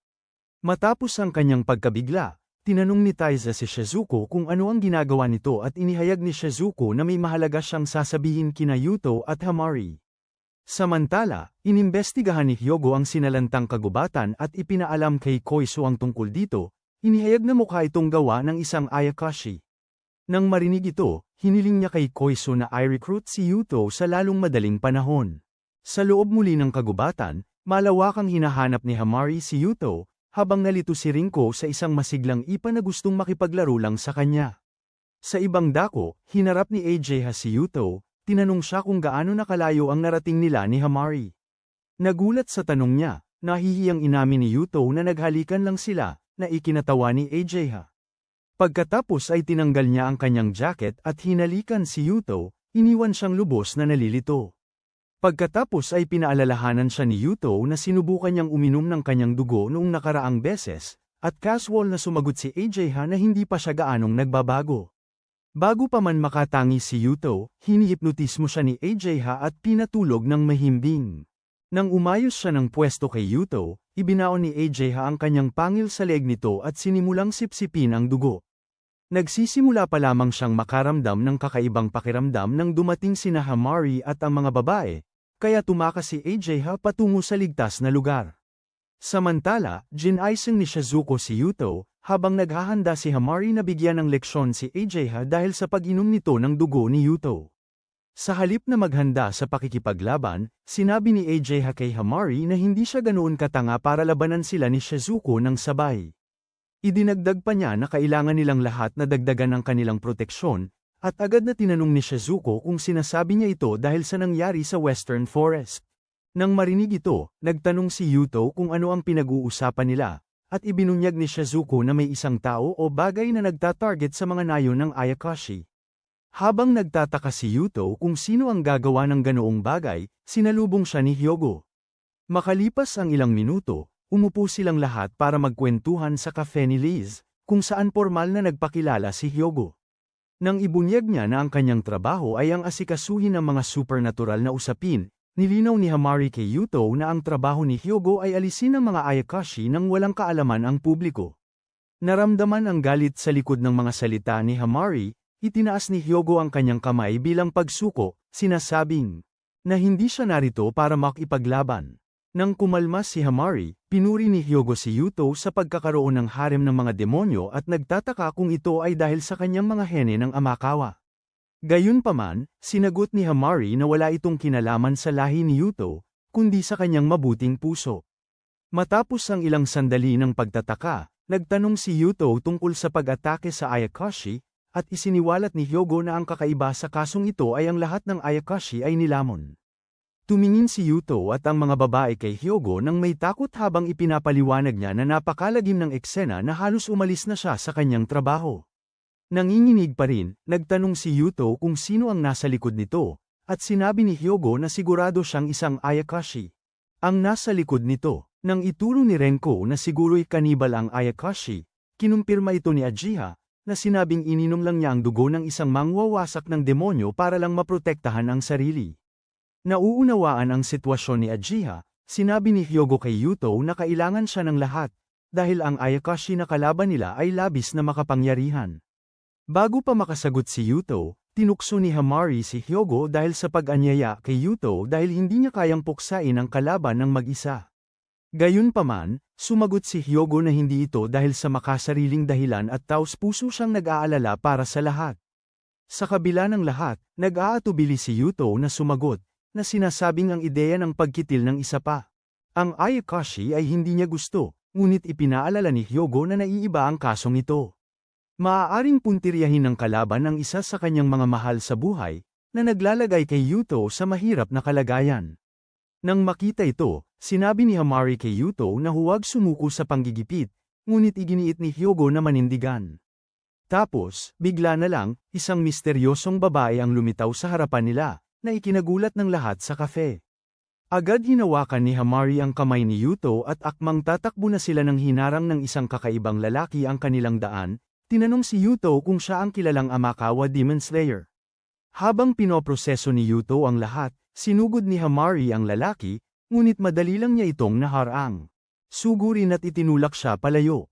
Pagkatapos nito, ang babae ay lumulutang sa tabi ng lalaki, habang si Ipan ay nagpapana ng sinag mula sa kanyang mga mata, ngunit sinipsip ng lalaki ang kanyang atake. Kasabay nito, sinubukan ni Ajiha na atakihin ang babae, ngunit siya ay madaling naitulak palayo na parang basahan. Nang tangkaing paluin ni Hamari ang babae, kaagad na nabali niya ang kanyang machete at naitulak si Hamari palayo. Habang ang dalawang kaaway ay lubusang napipigilan, ang lalaki ay casual na nagtanong sa babae, na pinangalanang tama, kung sino ang gusto niyang unahin. Sa sandaling lamapat ang kanyang tingin kay Hamari, siya ay sumugod pasulong, ngunit akala ni Hamari na si Yuto ang puntirya ni Tama at lumundag upang protektahan siya. Habang binabalaan ni Shizuko si Hamari na lumayo, tinulak siya ni Tama at pinwersa ang kanyang dibdib. Sumisigaw sa sakit, sinubukan ni Hamari na makawala, habang napatigil sa takot si Yuto. Sa kabutihang palad, dumating si Koizo sa tamang sandali, na naging dahilan upang umatras si Tama sa ngayon. Pagkakita sa mga bagong mukha, ipinahayag ni Koizo sa kanila na si Tama ang Nine-Tailed Fox habang ang lalaki ay si Shuten Doji, ang pinuno ng lahat ng demonyo. Nang marinig ito, idinagdag ni Shizuko na ang Nine-Tailed Fox ang ikatlo sa pinakamakapangyarihang Ayakashi, habang sinabi naman ni Tama kay Hamari na hindi sapat ang sarap ng kanyang mga melon. Pagkatapos nito, sinabi ni Koizo kay Yuto na sumama sa kanya sa pakikipaglaban kina Shuten Doji at Tama, ngunit sinabi ng isa sa mga kalaban na hindi sila interesado sa pakikipaglaban ngayon. Habang kinukutya sila ni Koizo sa pagtakas, isiniwalat ni Shuten na bibigyan nila siya ng magandang laban kapag naabot na nila ang kanilang pinakamataas na enerhiyang demonyo. Pagkatapos nito, naglaho ang dalawang kalaban, at dali-daling tinungo ni Yuto si Hamari, na tiniyak sa kanya na ang nakapagpapagaling na tubig ni Shizuko ang magpapagaling sa kanyang sugat. Kasabay nito, iniisip niya kung paano sinabi sa kanya ni Tama na lulunukin siya ng kasamaan kapag siya ay lubusang nasira at hindi na maliligtas. Sa Noihara, nag-aaral si Kaya tungkol kina Shuten Doji at Tama nang lumitaw si Shizuko at sinabi kanya na gusto ni Hamari na bumalik siya. Samantala, nakipagkita si Hyogo kina Tama at Shuten Doji, na hindi maiwasang tanungin siya kung bakit gustong makipag-usap ng isang mangangaso ng demonyo sa kanya. Kasabay nito, tinanong ni Hamari si Aya kung anong ulat ang dala niya. Ibinunyag naman ni Aya na pagkatapos linlangin ni Tama at Shuten Doji ang isang nayo ng mga Ayakashi, ang lupain ay naging baog dahil ang mga Ayakashi na iyon ang siyang nangangalaga sa pagpapanatili ng lupain. Pagkarinig nito, napagtanto ni Rinko na mahalaga ang mga Ayakashi para sa sibilisasyon ng tao, at kung wala sila ay maaaring magkaroon ng maraming problema.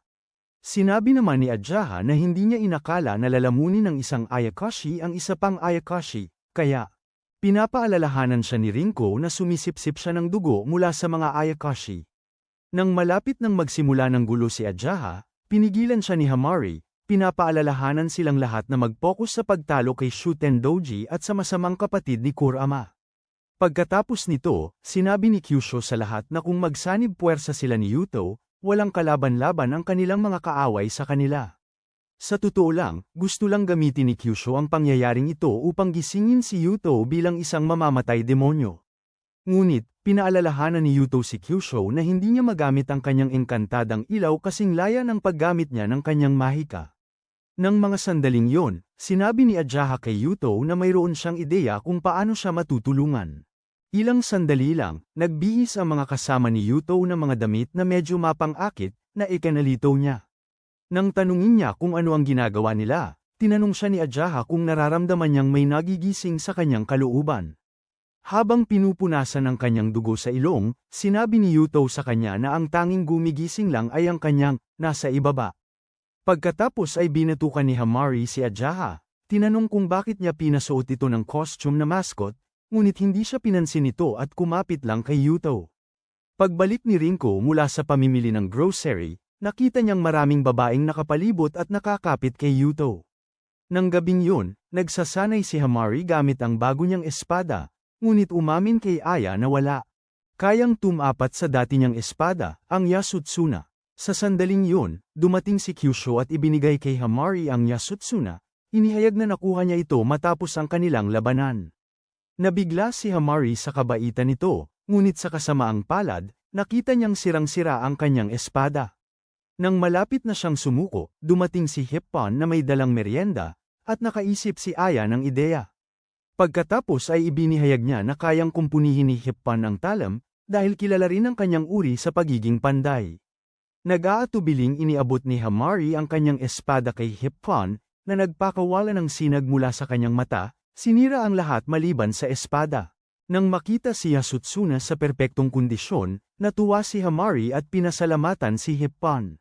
Samantala, sinubukan ni Yuto na magpahinga sa parke kasama si Rinko. Nang mapansin niya ang kinakabahang mukha ni Yuto, tinanong niya ito kung nag-aalala siya tungkol sa nalalapit na laban kina Tama at Shuten Doji.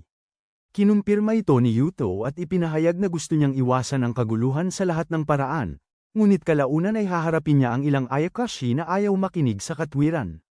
Ngumiti si Rinko dito at sinabi sa kanya na kung ang lahat sa mundo ay katulad niya, hindi magkakaroon ng napakaraming digmaan. Pagkatapos nito, nagtataka si Rinko kung natuto si Tama na kumain ng kapwa niya mula kay Epstein, nang si Rinko at kaya lumitaw, inihayag na daan-daang taon na ang nakalipas, sina Shuten Doji, Tama, at isa pang makapangyarihang Ayakashi ay natalo ng mga tao. Dahil dito, ang kanilang mga katawan ay pinaghiwa-hiwalay at ikinubli sa iba't ibang rehiyon ng Japan. Kaya upang mabawi ang kanilang kapangyarihan, sinimulan ni Tama na kainin ng ibang Ayakashi, habang si Shuten Doji naman ay umaasa sa paggising ng kanyang kapangyarihan sa pamamagitan ni Tama. Naalala ni Yuto ang mga sinabi ni Shuten Doji nang sabihin ito sa kanya na babalik siya kapag narating na ng kanyang malademonyong enerhiya ang buong potensyal nito.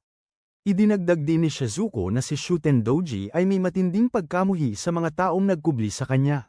Layo, kaya kung makamit niya ang kanyang buong kapangyarihan, halos tapos na ang sangkatauhan. Pagkatapos ng gabing yun, tinipon ni Yuto ang kanyang mga malalapit na kasama at ipinahayag na siya ay matatag na naniniwala sa mapayapang pagsasama ng mga tao at Ayakasha. Pagkatapos nito, ipinahayag ni Yuto na nagpasya siyang lumaban, para maprotektahan niya sila at ang mga Ayakasha na hinahabol ng dalawang taong may masamang balak. Nang marinig ang kanyang talumpati, tiniyak ng mga demonyo kay Yuto na susuportahan nila siya. Gayunpaman, lubos na nabagabag si Hamari nang maalala niya ang kanyang pagwawala pagkatapos ng kanyang huling laban. Samantala, nakatanggap si Koiso ng tawag mula kay Hyogo na nagtanong kung nagpasya na si Yuto na lumaban. Sa halip na sabihin ng anuman sa kanya, sinabi ni Koiso na hindi niya ito patatawarin sa pakikipagkita kay Yuto nang patago sa kanya at ibinaba ang tawag. Ikinibit balikat lamang ni Hyogo ang kawalang galang na asal ni Koiso, naniniwalang hindi niya kailangan ang mga mangangaso ng demonyo dahil gagamitin niya sina Shuten Doji at Tama upang ubusin ang lahat ng Ayakasha. Sa sandaling yun, dumating ang dalawa at sinabi ni Shuten Doji kay Hyogo na tinatanggap niya ang kasunduan ng mga demonyo lamang ang puntiryahin at pabayaan ang mga tao. Nasiyahan dito, tiniyak ni Hyogo kay Shuten Doji na tratuhin sila ng kanilang departamento tulad ng mga maharlika. Sa bahay ni Yuto, naghahanda sina Shizuko, Rinko, at Hamari ng hapunan para sa lahat. Nang makita ni Yuto si Hamari na nakasuot ng apron sa unang pagkakataon, labis siyang kinabahan. Nang masugatan ni Hamari ang kanyang daliri, mabilis na lumapit si Yuto upang gamutin ang sugat, ngunit walang kahihiyan siyang hiniling na dilaan ito. Bilang tugon, tiningnan ni Yuto si Hamari na parang tanga, na ikinagalit naman niya. Pagkatapos ng hapunan, sinabi ni Hamari sa lahat na maaga siyang matutulog, ngunit sa halip na pumunta sa kanyang silid, lumabas siya. Pagkatapos ibahagi ang lahat ng kanyang alaala kay Yuto, humingi ng paumanhin si Hamari sa kanya at nangako sa kanyang sarili na babalik siya kay Yuto anuman ang mangyari. Kasunod nito, tumakbo siya upang hanapin ang kanilang mga kaaway nang harangin siya mismo ni Yuto. Sa tonong may pagkadismaya, tinanong siya ni Yuto kung mag-isa siyang pupunta upang labanan sina Shuten Doji at Tama. Nang manahimik si Hamari, galit na sinabi ni Yuto sa kanya na sinabihan niya itong huwag kumilos ng padalos-dalos, ngunit tumugon si Hamari na bilang kanyang tanod, tungkulin niyang protektahan siya. Pagkatapos ay sinabi ni Yuto kay Hamari na bilang kanyang tanod, dapat niyang sundin ang landas na pinili niya para sa kanila, sa halip na labanan ang kanyang mga laban ng mag-isa. Nang marinig ito, yumandar ang water sprinkler ni Hamari, at niyakap niya si Yuto, na sinabing hanggal siya dahil sa pagsuway sa kanya. Habang papalapit sila para maghalikan, dumating si Kozo at pinigilan silang ituloy ang kanilang plano.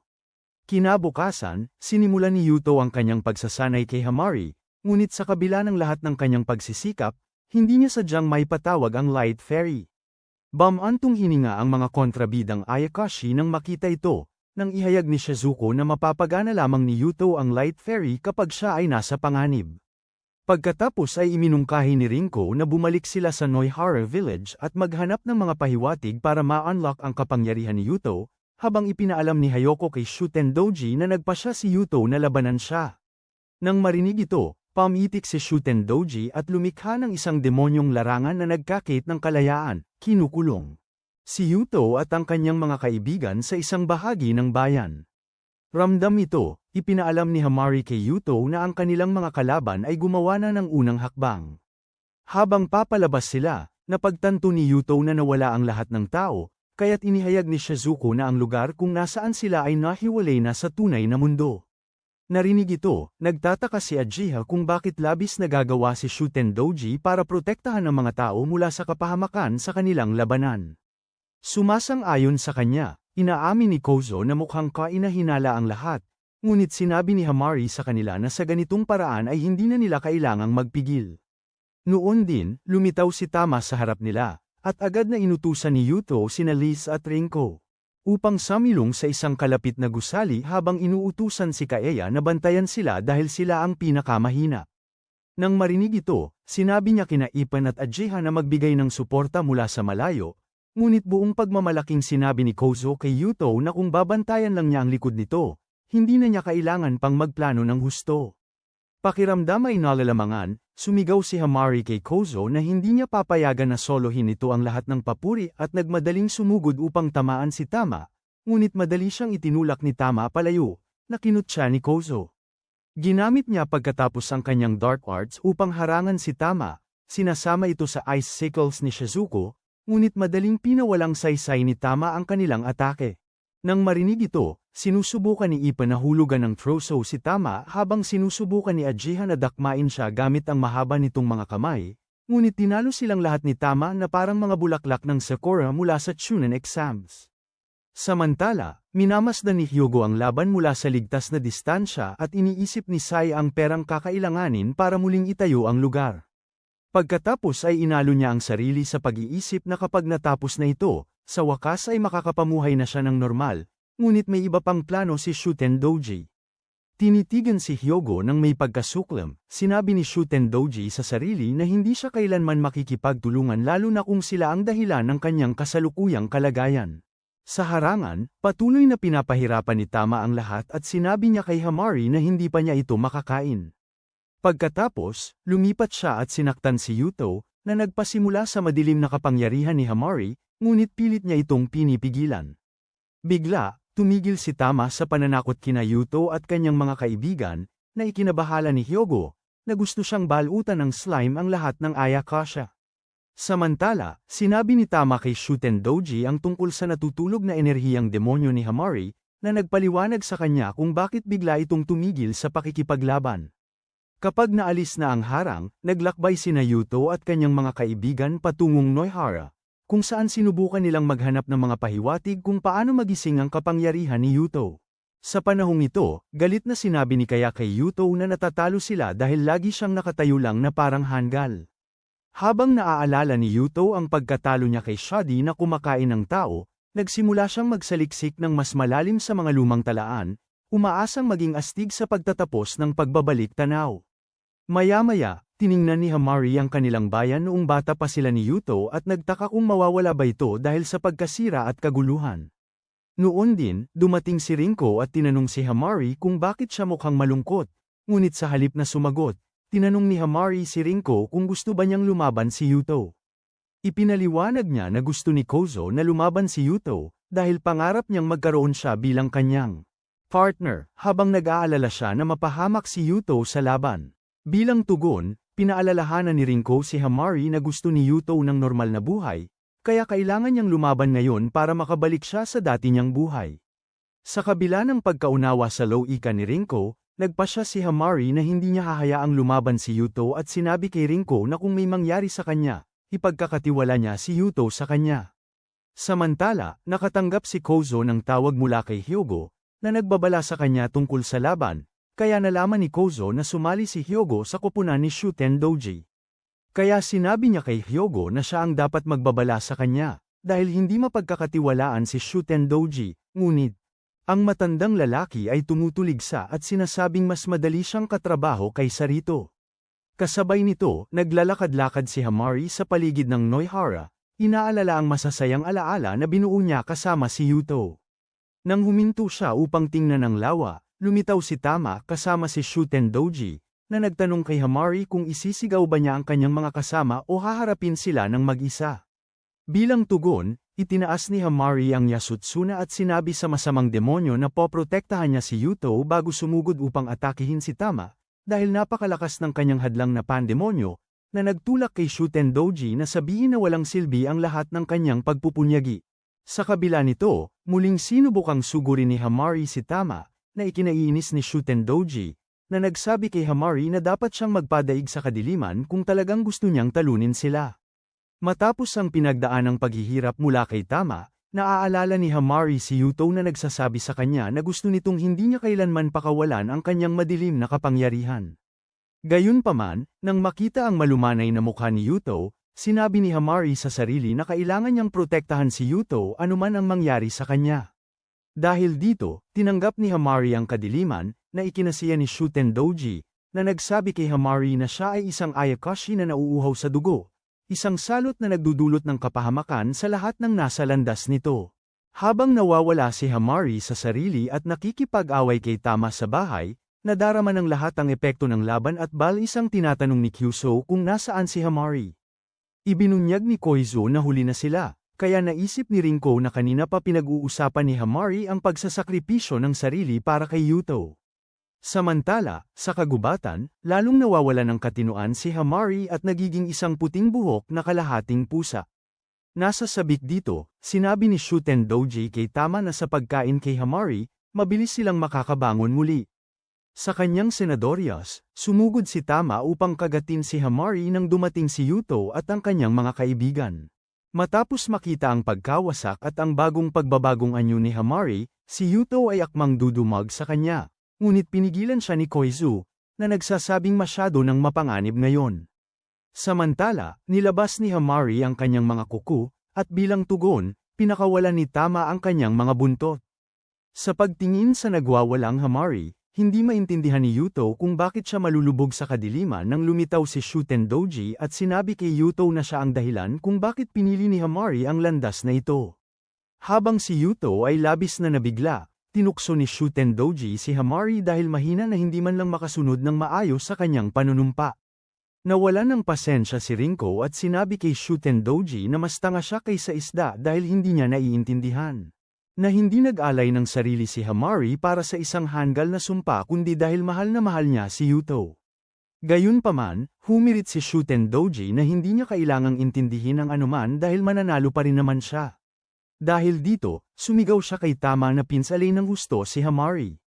Sa kanyang hudyat, sinunggaban ni Tama si Hamari gamit ang isa sa kanyang mga buntot at kinagat siya, dahilan upang makamit niya ang kanyang tunay na anyo.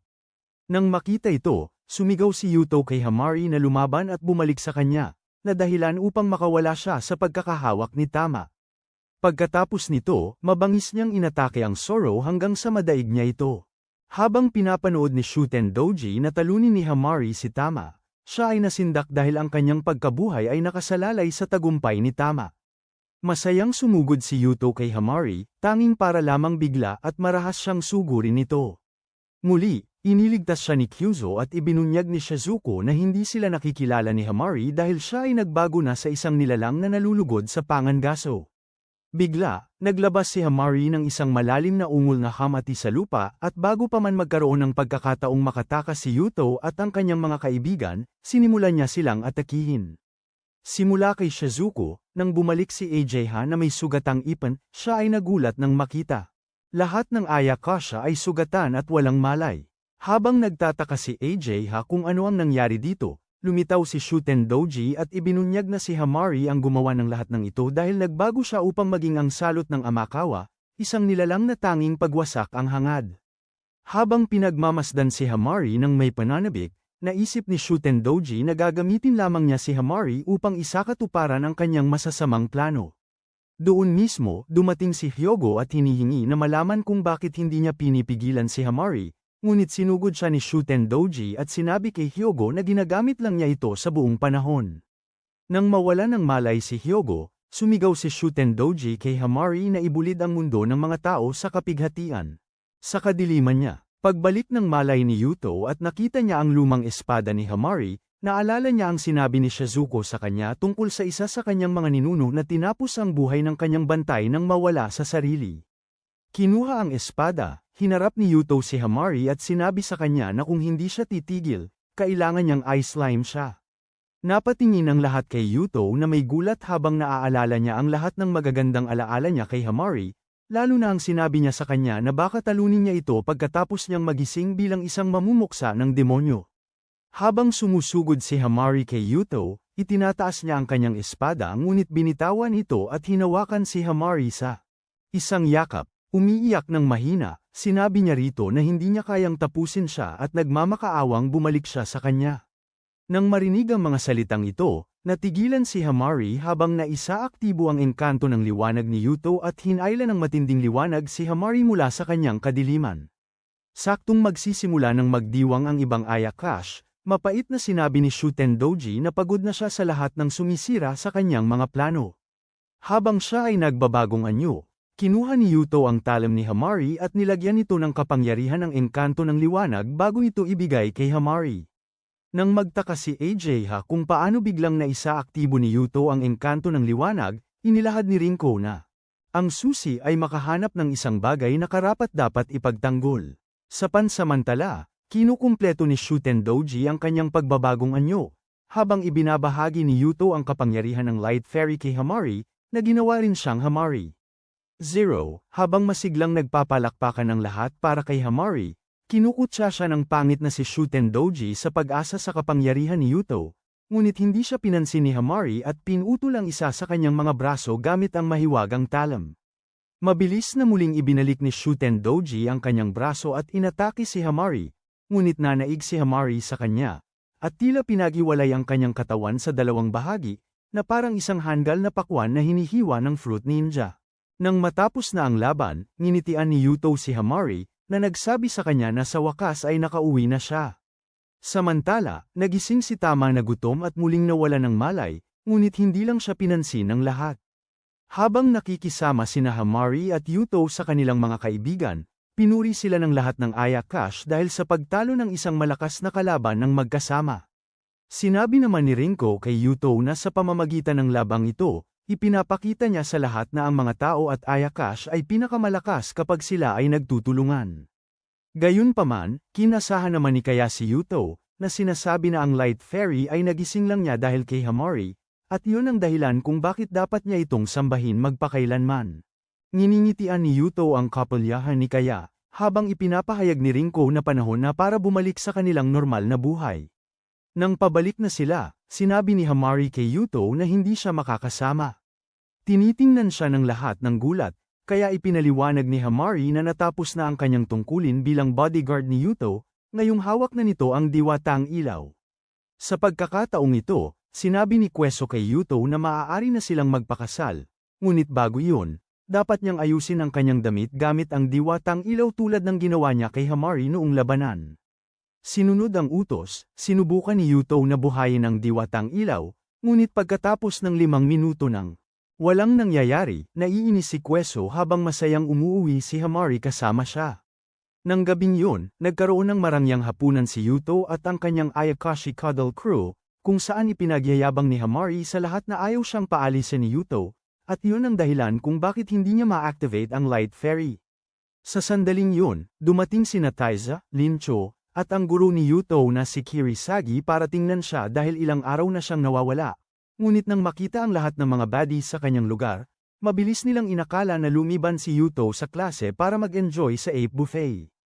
Sino sa tingin mo ang pinakamagaling na Ayakashi girl? Mag-comment ng bulaklak, at mag-like at mag-subscribe para sa higit pang mga recap.